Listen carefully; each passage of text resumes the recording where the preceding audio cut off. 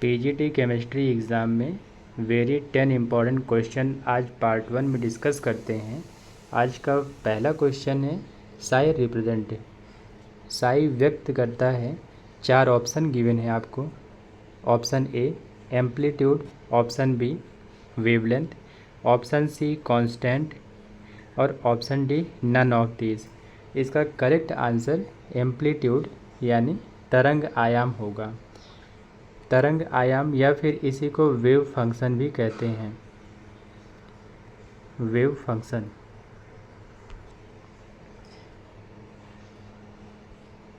Next question, 2s कक्षक के electron का कक्षक कोणीय संवेग होता है। कक्षक कोणीय संवेग का मतलब ऑर्बिटल एंगुलर मोमेंटम।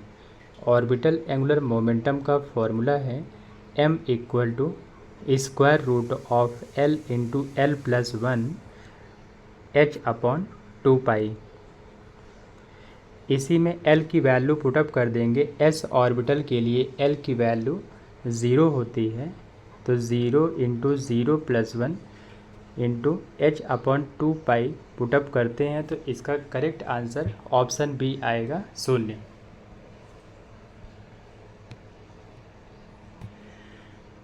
अगला question, which one of the following represent Schrodinger wave equation.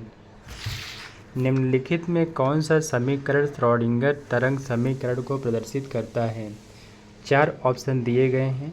Correct answer option A होगा। Del square psi plus 8 pi square m upon H square E minus V psi equal to 0।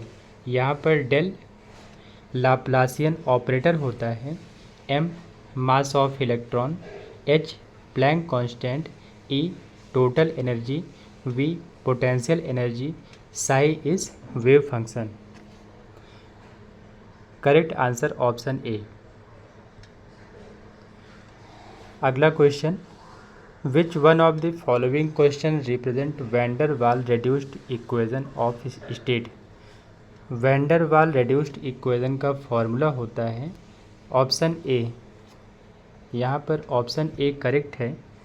Pi plus 3 upon 5 square into 3 into 5 minus 1 equal to 8 theta.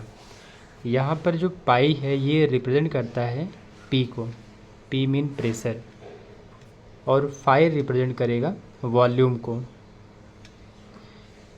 और theta represent करता है temperature को।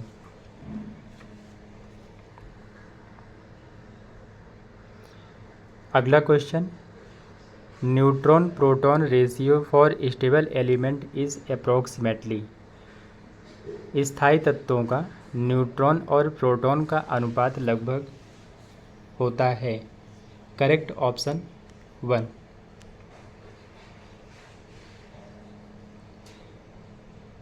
अर्थात neutron और proton का ratio stable element के लिए 1 होता है। अगला क्वेश्चन,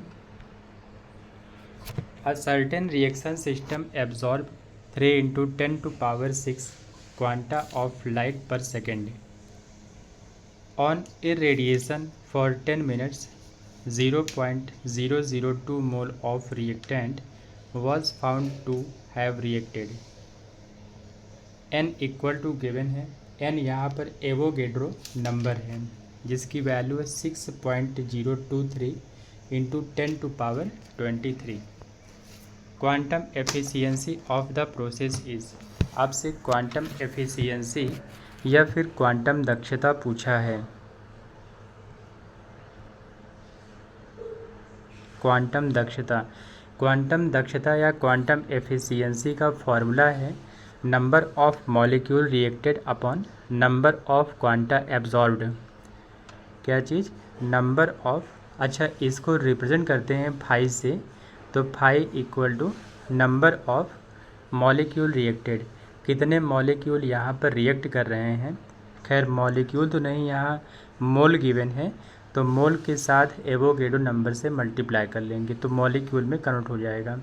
0.002 इंटू एवोगेड्रो नंबर कर लेंगे और upon number of quanta absorbed number of quanta absorb, ये आपका निकलता है, ये वैल्यू गिवन है 3 × 10⁶ क्वांटा 16 क्वांटा। तो इसमें ये आपका टाइम भी गिवन है 10 मिनट, तो 10 मिनट इंटू क्वांटा लाइट की वैल्यू और प्लस मिनट को सेकंड में कन्वर्ट करने के लिए 60 से मल्टीप्लाई कर लेते हैं और सॉल्व करते हैं, तो आपका करेक्ट आंसर ऑप्शन बी आएगा 66.92।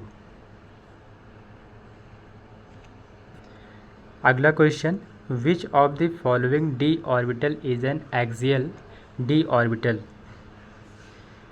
4 ऑप्शन गिवन हैं, इसमें आपसे पूछा है कि एक्सियल डी ऑर्बिटल कौन से होते हैं। इसका correct answer option C, axial D orbital 2 होते हैं, dx² एंड dy², ये 2 ऑर्बिटल एक्सियल होते हैं।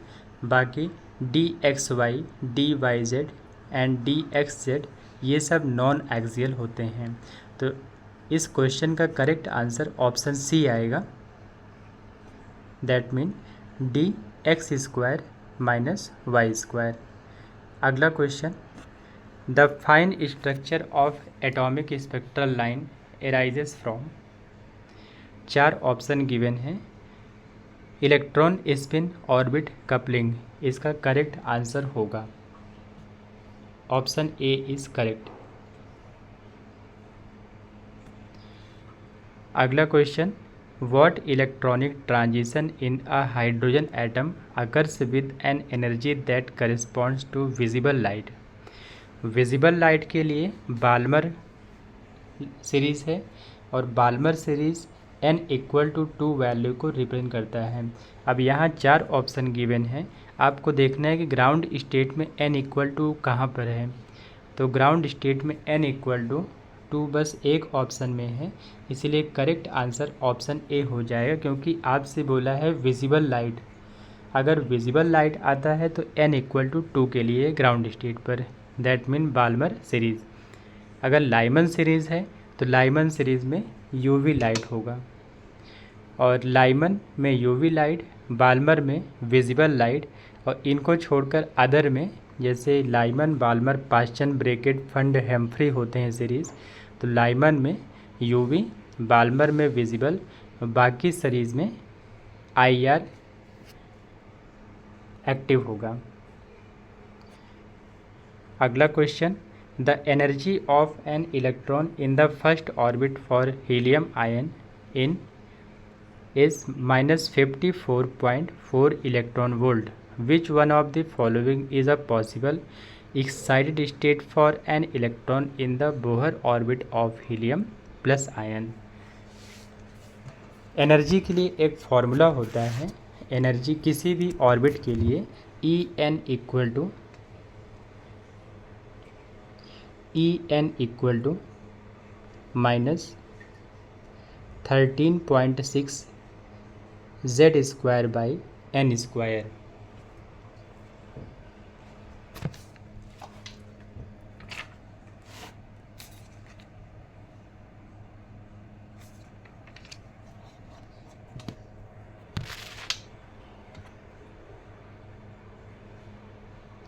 और इसमें आप वैल्यू पुटअप करते हैं, जैसे आपका पहला क्वेश्चन यहाँ स्टेटमेंट दिया है कि the energy of an electron in the first Bohr orbit.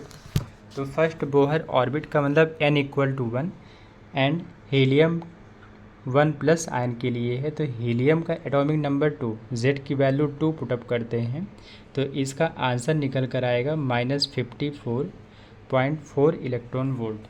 फिर आपसे बोला कि विच one of the following is a possible excited state for the electron Bohr orbit of helium 1+। Helium plus मतलब यहाँ पर Z की वैल्यू फिक्स रहने वाली है, एटॉमिक नंबर 2 होगा, और आपसे बोला है कि इसमें 4 ऑप्शन गिवन है, तो करेक्ट आंसर कौन सा मिलेगा।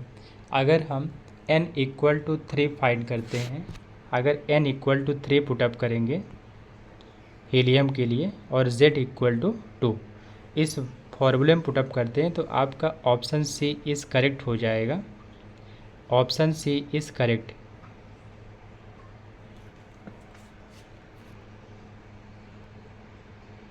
Thank you for watching.